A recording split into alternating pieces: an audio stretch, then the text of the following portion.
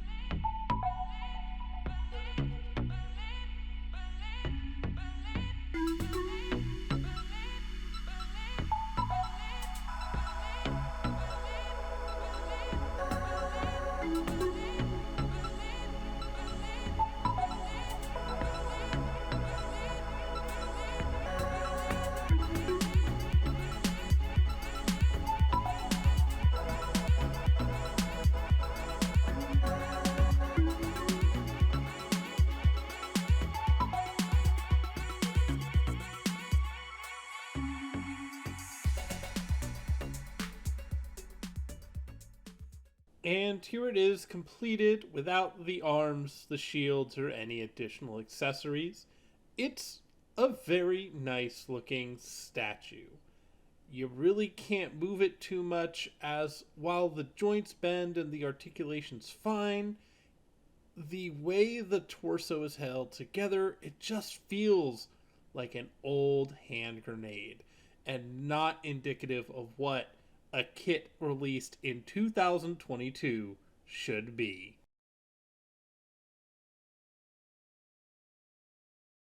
Which is honestly a shame because the kit is so big. He towers over the RX 78, his entire torso is over his head, so it's not like they didn't have room to make a really solid kit.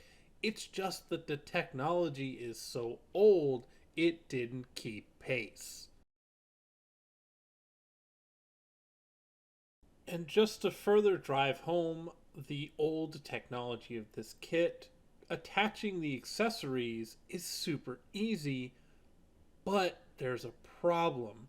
They all attach to the shoulder joint, meaning that any sort of movement that you would be able to get out of these guys is attached to the shoulder joint that is also attached to the action base, meaning any sort of little subtle movement you're going to have to make is going to have to make this entire kit move to really accommodate that.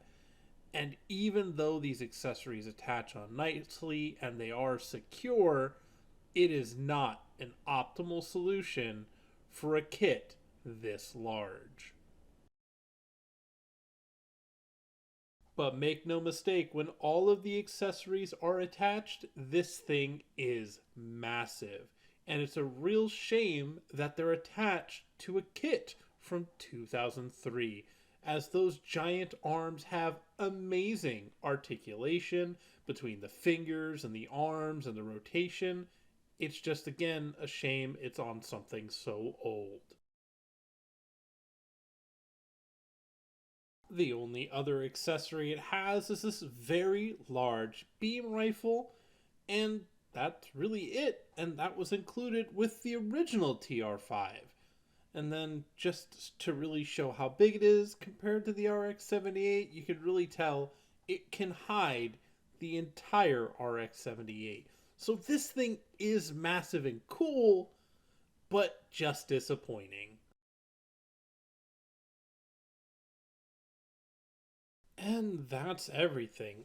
Honestly, this kit is super disappointing on so many levels. For something that is supposed to be a reboot of the Advance of Zeta, they are just reusing a lot of old parts and not making new molds for these premium Bandai releases.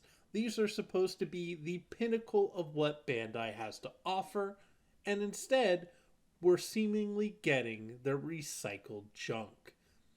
That being said, the parts that are new are excellent. The arms and their articulation, the way they bend, the technology, everything feels fresh and new. But just like anything, attaching new technology to something massively outdated isn't going to improve the massively outdated parts. This is a kit that I would recommend against buying. While I love the arms, they are not enough of a selling point for you to be dropping almost $100 in premium Bandai tax money for something from 2003. Music for this video was once again brought to you by Upbeat with the song Ultramarine by KULA. As always, link to the music will be in the description below, so show the artist some love.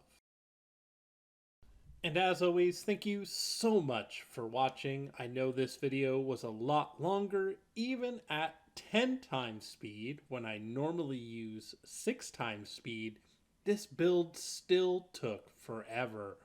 Real time, it took me almost 5 days to get it really put together. Mind you, that's with work and other distractions, but there was still a lot here to build. While at the end of the day, I wasn't a massive fan of this kit, it doesn't mean you shouldn't get it if you don't like it. As always, though, like the content if you did enjoy the build or you find the information useful. Leave a comment below. I'm happy to answer any questions about this kit. Being that I'm recommending against buying it, I'm happy to answer those questions. And of course, subscribe, just so you can see what else I have coming down the pipeline. As always, this is Kits and Snips signing out saying, have fun building.